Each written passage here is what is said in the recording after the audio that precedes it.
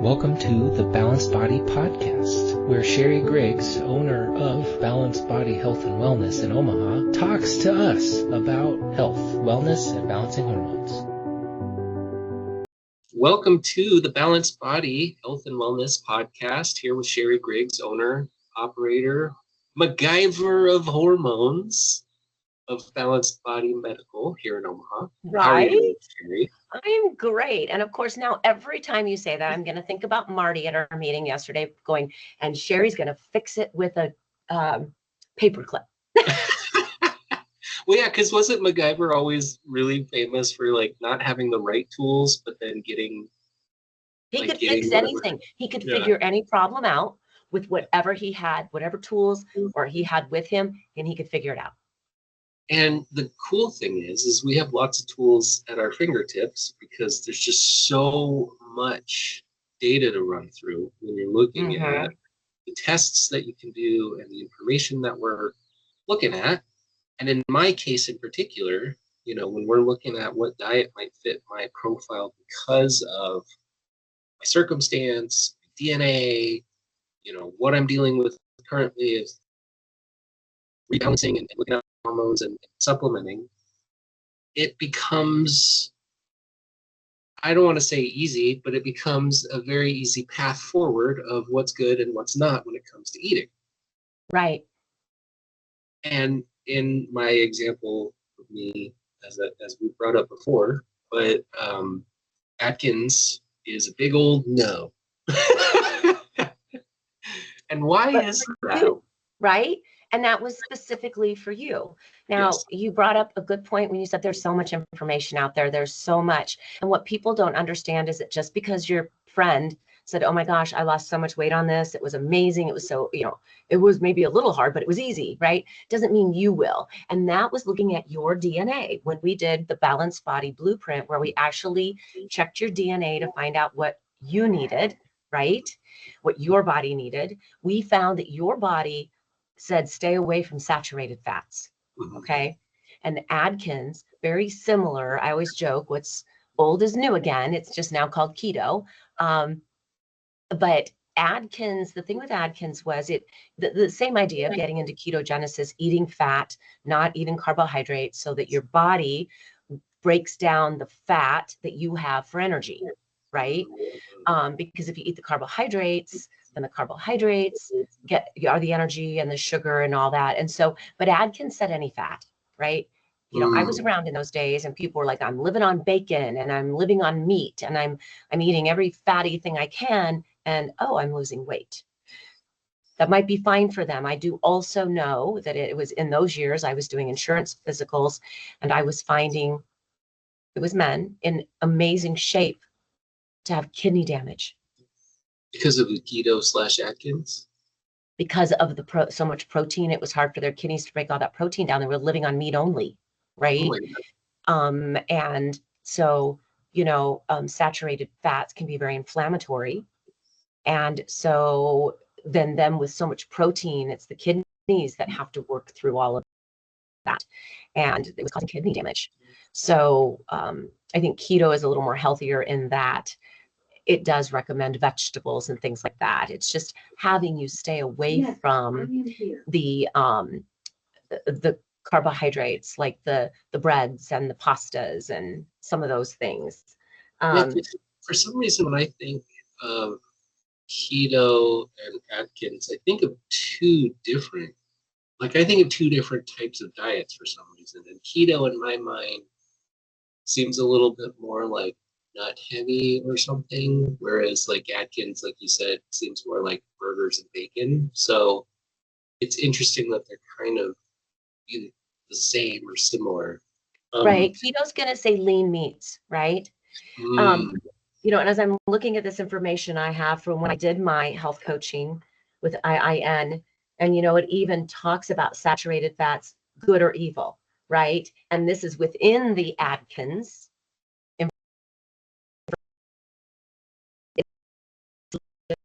7% of energy. So people missed that note, right? They missed that memo. They just said, I can eat whatever I want. Okay. As I long can as eat it's all the meat. bacon. Yep. Yep. So, and it keeps saying it throughout here, limit, limit, limit, limit. But again, this was the training, this was the studies that talked about saturated fatty acid or yes, saturated fats and what it can do to the body with inflammation, heart disease. We know the beginning of heart disease is inflammation. Okay. So anti-inflammatory diets like the Mediterranean diet, where you're not eating a lot of inflammatory stuff, mainly fatty foods, right? Saturated fat. Now, all fat is not created equally, and And we fat need is it. not all evil. Yeah, no, Okay. we need fat, right? Like We they've need done fat for our hormones. We need bodies for our brain, for metabolism, but good fats. Coconut oil, olive oil, avocado and avocado oil, some nut oils like pecan oil. I've seen sesame oil, and I frequently see don't cook with high temperatures with olive oil. Olive oil is not meant to be a high temperature oil. It's more for your dressings and low temperature stuff. And so I will use an avocado or a coconut oil for, like, if I make my turkey burgers, right? My very, very, very lean turkey burgers, they need something. So I will put a little coconut oil in there in the pan so that we can cook those. Oh, Those okay. fats. So then you're adding in the fats on there, but then they're like a specific type of fat for the cookie. Right. Yeah, They're not a saturated fat, right? They're a good fat yeah. that our body that actually helps fight inflammation, like coconut oil, olive oil, the avocado again. And so sometimes there are people, ghee is another one that is, and that is clarified. That's a good one. It tastes good too. It does, right? I have a out. patient that makes her own. She brought me some and it tasted just like butter. It didn't taste Oh any my different. God. Now the stuff I buy tastes different, but I'm good with that flavor. Some people aren't. So it's not that hard to do, but it takes the bad fat out. And that's why it can sit on the counter. It doesn't have to be refrigerated because the bad fat, the stuff that would turn rancid, is taken out of it. It's clarified. Mm-hmm. Okay. Okay. So now, Right? So Atkins, a big no for me, but could be right for somebody else. And then your advice is really just like make sure you're watching which types of fats. Yes. Important to stay away from the saturated. And Atkins is, I've not really heard of anybody bring it up or talk about it anymore these days because it's all keto. Oh, keto. Right? Keto. You used to see processed food like keto friendly. Now it's keto this, keto that. So it's the buzzy, like you said, something old, new again. yes, we know it works. It works better for some people than others. And that's DNA, right? That's looking like your DNA. We know that you needed to stay away from saturated fats. Your DNA showed you had a genetic SNP that would mean saturated fats were not good for you. They would put you at risk. I have that somewhere. I could look exactly up what that SNP is. The exact wording. Yeah, but what was so cool, if I can bring it back to the DNA, like what was so cool about DNA and the tests and the results was that it would almost be like do you know that symptom where if you have a name for something then it's easier to define and it's easier for you to like tackle? It's like like even though I know these things about me because I'm living my own life and I'm living with this, my own DNA and things that I tend to like or tend to avoid or tend to need to avoid or whatever. It was almost like digging in on a much granular level about, you're likely to have issues with this, or you're likely to be better at dealing with this kind of a symptom, or this type of medicine might help you a little bit more. Avoid this kind of diet. Like, yeah, the genetic SNPs made it to where I could look into my past at something that I was dealing with something that was happening to me, or just historically, we found out that I'm likely lactose intolerant through my DNA. And then it's like, oh my gosh, so maybe I'm not like the most aggressive lactose intolerance, but that's why I have problems eating a boatload of cheese or something, which you think like is a no-brainer. Like you see it with your own life and you see it put in front of you in writing. It's a much different way to react to that information. Yeah. Yeah. But like you So, said, it makes it easy to understand. yeah. You have a name for it or a reason for it, right? Yeah. And I have a question for you, because it's going to lead into the other type of diet, which I find very, very interesting. Do you like crave meat? Like, do you feel like you need to eat meat? I do, but it's not like an always thing. Uh-huh. But there'll be times when all of a sudden all I'm thinking about is I need to get a steak. Like I need to Right. eat a But you steak. don't need it every day, multiple No. times a day. So there is something called the blood type diet. Blood type diet. That And sounds like crazy. it does. That's like, why would your blood type matter? But we do know that DNA, right, genetics has to do with blood type. If I had a prediction, I would say type A. Your blood. Now, I don't know positive or negative, right? Yeah. But I would say blood type A, and here's why. I'm also blood type A. So types, and some people may find this very interesting. So I will go through this. Oh my gosh, I've just adapted well to changes in diet and environments, right? Little need for animal foods, meaning meats,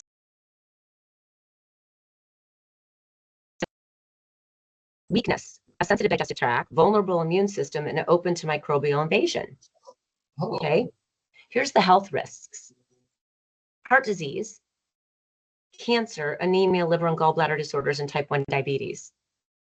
Okay. So your genetic SNP saying you needed to stay away from saturated fats would make me wonder if that heart disease health risk is a potential. And I am a type 1 diabetic. Isn't that weird? Okay. Yeah. And we know that's autoimmunity.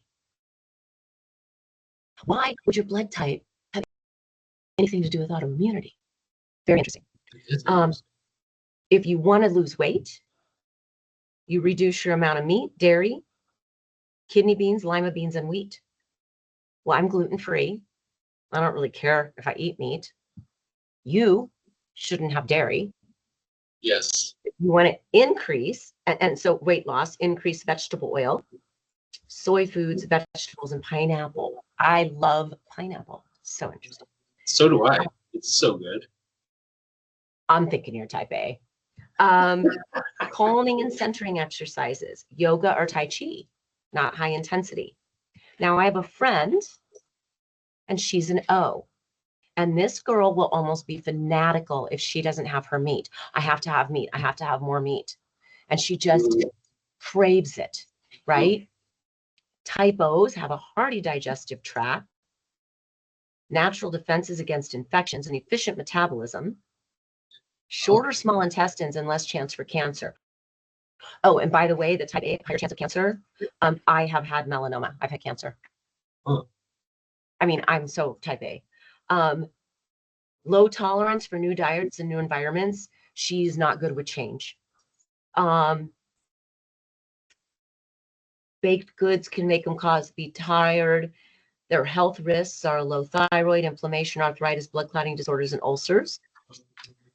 Their diet profile is red meat. They have strong enzymes to digest meat, high protein for your O's. And intense physical exercise, such as running. She loves to run. She literally just got into running about 3 years ago. Maybe 4 years ago. Was never a runner before then.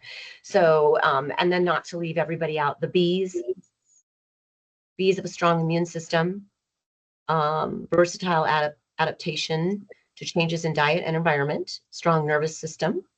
They tolerate chaos. no natural weaknesses, although they have a tendency towards autoimmune breakdowns and rare viruses. They also have health risks of type 1 and diabetes and chronic fatigue syndrome, autoimmune disorders. They are omnivore, meat, no chicken, dairy, grains, beans. They need to reduce corn, peanuts, lentils, sesame, inflammatory foods, and increase greens.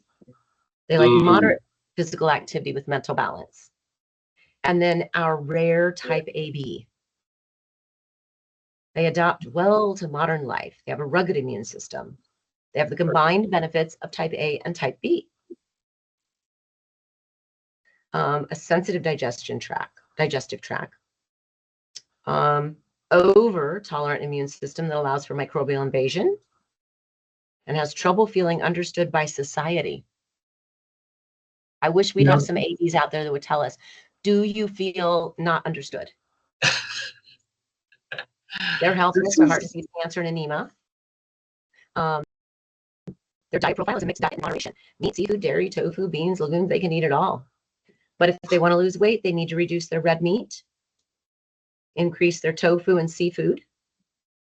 Pineapple also, because that was the A's. And their calming and centering exercises combined with moderate physical. So when I read that, I thought that these things, blood type diet, how crazy. But yet then when I would look at who I was and who my friend was, I'm like, oh my gosh, it's so true. Yeah.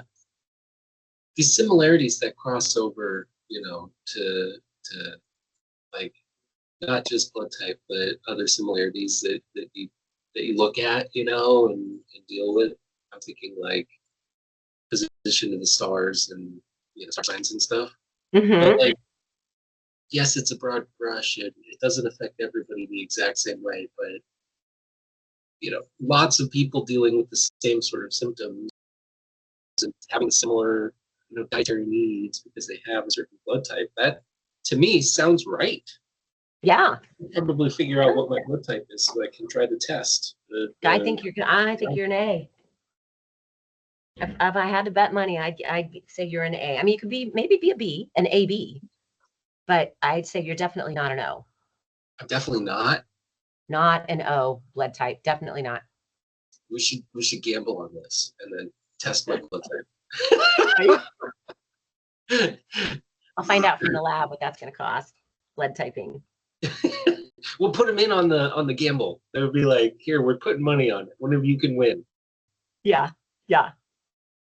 So yeah, it's just kind of interesting. And there's, I think on yours, it also talked about the DASH diet, right? Yes. Yeah. The print offs that you gave me had all sorts of different diets to like look and try, including Mediterranean, which I think everybody knows about.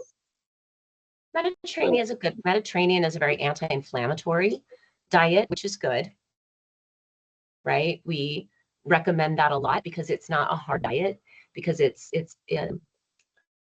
we're not cutting anything out per se, but it's everything in moderation. As far as that goes, the Cleveland Clinic, which is a functional clinic that Dr. Mark Hyman started, one of the first functional medicines doctors out there. And, you know, they have like charts and things to look at. And the Mediterranean will say, you know, now they'll say eat at every meal, fruits, veggies, whole grains, and some extra virgin olive oil. And I do have recipes for gluten-free Mediterranean diet, right? Because whole grains would be looking at whole wheats, things like that. 3 servings at least a week of some fish and seafood, nuts and legumes, and 1 serving, limit to 1 serving a day of poultry, low-fat dairy, or eggs. Okay, not 1 of each, but 1 animal product a day, and then a week is red meat and sweets. So you can have everything. Somebody said they were supposed to have 5 different colors of fruits and vegetables a day. I don't think that's Mediterranean, but I think that was something a way they were trying to eat. Mm. I could see that having like 5 different kind of vegetables and stuff. Mm-hmm. And you brought up Dash, but real quick, Dash Yeah. would be like trying to avoid salt, right? Well, salt and it's a heart healthy diet. So the DASH diet being heart healthy, it is going to look at reducing sodium. So if you're somebody that has an issue with blood pressure, right, and they want you, they're saying that your blood pressure is caused that you need to reduce your sodium intake. But it's also heart healthy in that, you're not eating a lot of animal fats. You're limiting the animal fats. You're limiting dairy, sugar, sweets, and sodium. Sounds very much like the Mediterranean diet, except for the sodium. Mediterranean doesn't have sodium, but it's fruits, vegetables. Dash is fruits, vegetables, whole grains, legumes, nuts, seeds, and it says vegetable oils. But we know we need to avoid corn oils. Okay, Dash is an old diet. It's been around a long time. Corn is inflammatory. So it used to be, you thought that you were, no longer was the lard, right? Beef and lard and all that was now bad. So now everybody was doing vegetable oils, right? Corn oil. And now we even know that those things are inflammatory. So now again, eating the Dash diet could be very similar, the Dash and Mediterranean, except for taking the sodium out. With the Dash, you go low sodium. But the Mediterranean is a heart healthy diet as well. It's interesting. I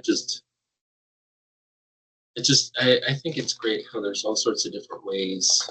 Different strokes for different folks in a way, right? So like, not only are there multiple different ways for us to look at like how one can go through the blueprint, but if something just doesn't seem to be working appropriately, you can always change and modify and go different routes. So it makes it to where it's easy to modify and make your own, which I think is important for life changing, because like, a lot of times you say diet and it's going to crash and burn because it's like, now I just have to limit everything.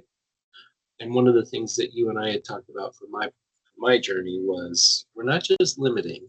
Yes, there is things that you're avoiding, but what are we adding into the mix to supplement, to make it into a lifestyle change?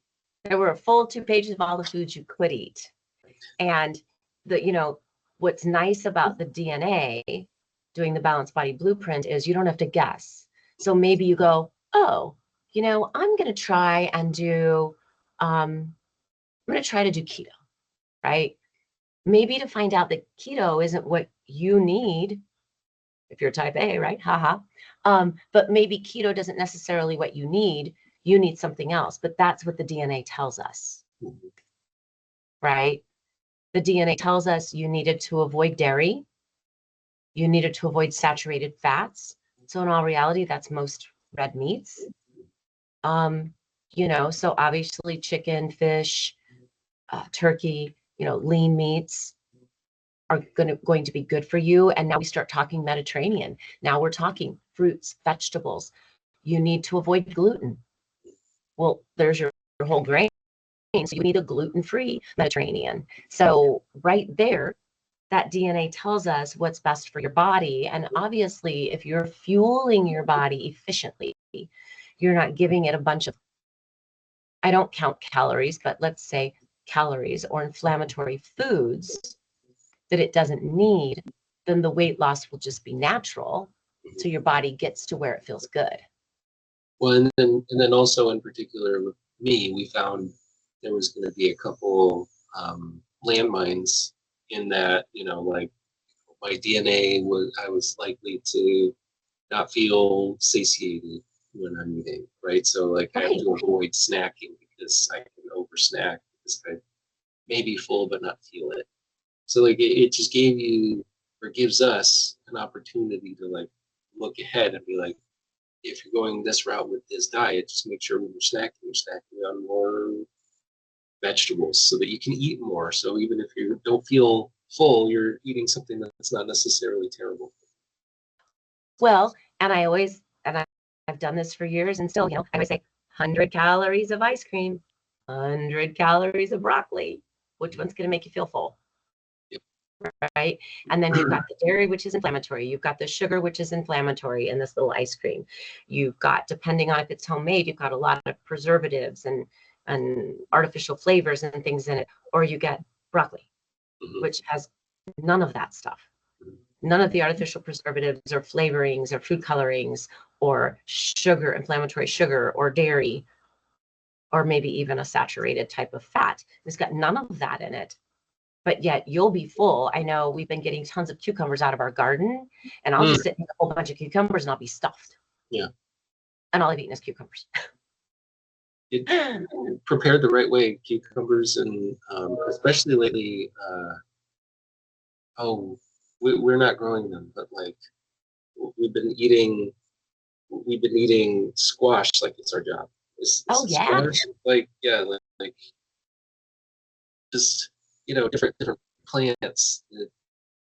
It's just like, oh my God, it's like meat or something. Spaghetti squash is just genius. You cook it right and put it in casserole type stuff, and half the time people don't even realize if you don't cook it enough. Like my husband likes it more al dente, and I'm like, no, I want it to be like spaghetti. That's the whole point. It's spaghetti squash. But I've also had it served in restaurants where they've seasoned it and put stuff on it, and it's just good on its alone, right? Yeah. So yeah, but the cucumbers, I like to just do the infused balsamic. And there's a local store here, actually right in the area I am at, Old World Vinegar, and they have it's a cucumber melon flavored infused balsamic. Oh my gosh! So if there's a little sweetness to it, but it's from fruit, it's still going to add a little bit of sugar, but it's still natural, right? It's not like they put sugar in it. It's going to come from the melon because it's a melon cucumber balsamic, and it's not bitter. It's got a little bite because it's balsamic, but I just put that on my cucumbers, a little salt, and that's it. And I just eat them like that. It takes so little to give it just a little bit of flavor. Yeah. Oh man. They tell people, if you're gonna eat ice cream, put this strawberry balsamic on it. Don't get strawberry syrup. I'll have to keep an eye out because I see some of those things in Costco, and then I don't necessarily get them because I figure. Yeah, you got to read the label on that because a lot of the dried fruits are all sugared. Yeah. Yeah. So, wow. I hope for those of you listening, you've hopefully learned something interesting or intriguing to you. If you're interested in the Balanced Body Blueprint, my specialized weight loss program that's for your body, it's not for everybody, go to my website, balancedbodymedical.com, and you can sign up for a free 15-minute discovery call. We can do this telehealth, so there is the ability to do that. You can also call in, and it's 402-807-5333.